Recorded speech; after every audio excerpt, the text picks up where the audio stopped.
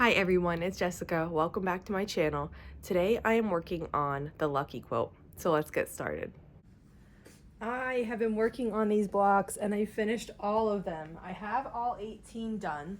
I have my ones that are going to be my placemats here. These aren't pressed. These are big blocks. So I decided to press them before I put them into the quilt top just to make it a little bit easier on myself and to make the final pressing take a little bit less time. So there's 9 blocks total in this quilt. Here is what each of them look like. I had a dark blue, a green, orange. This is like a turquoise aqua version. Bright pink, light pink, red, yellow, and purple. And now I'm going to lay these out and decide on the final layout. So I'm going to show you that in 1 second. Here is the layout that I've decided upon. So I went red, pink, orange, yellow, green, dark blue, the turquoise block, purple, and pink. I think this looks really cute. There is no sashing between the blocks, just sashing between the rows. So I'm going to work on putting that together now. I'm putting my quilt together here. I have the rows sewn together and I'm working on adding the sashing.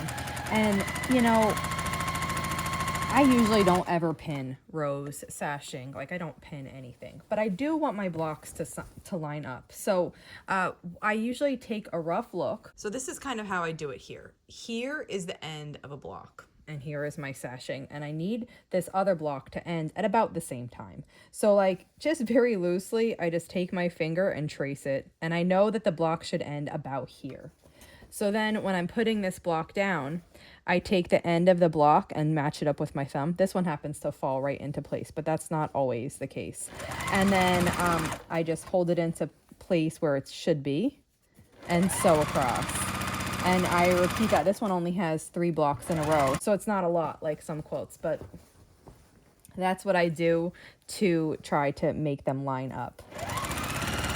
I'll do the same on this one because my sashing units, they're not cut to the perfect size, so I usually do this. Now, the disclaimer on that is if you don't cut your sashing units and your borders to the correct size before you sew them on, you could be adding excess fabric.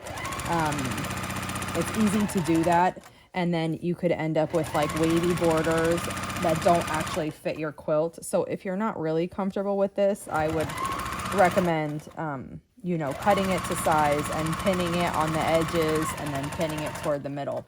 But I'm pretty comfortable with it, so I'm okay doing this. And I also quilt my own quilts, so if it's a little bit wavy, you know, oh well, I'll deal with it then. The sun's coming through the window, so it's really bright. But I found this really cute print, and I had a half yard of it. These whites were all in the same bundle, and I don't remember the name, but I think it was one of those Hush Hush bundles from Riley Blake. They're on like a certain number of them, like 3 or 4, I don't know what it is. But these were all from that except this polka dot. This was something else. Oh, and also this one. This is from a different bundle. But when I was going through to pick the fat quarters for my background, I didn't even see this one, this cute little, you know, shamrock-ish print. And so when I was going to look to see if I could use any of those fat quarters in my sashing, I saw this. So I was able to get 2 rows of sashing cut from this, and I have one other piece that I'm going to work into the border. And then, oh, I was sitting on them, so they're all wrinkled, like they fell off the back of my chair. So I have 2 more pieces of this that I can work in. These are fat quarter length.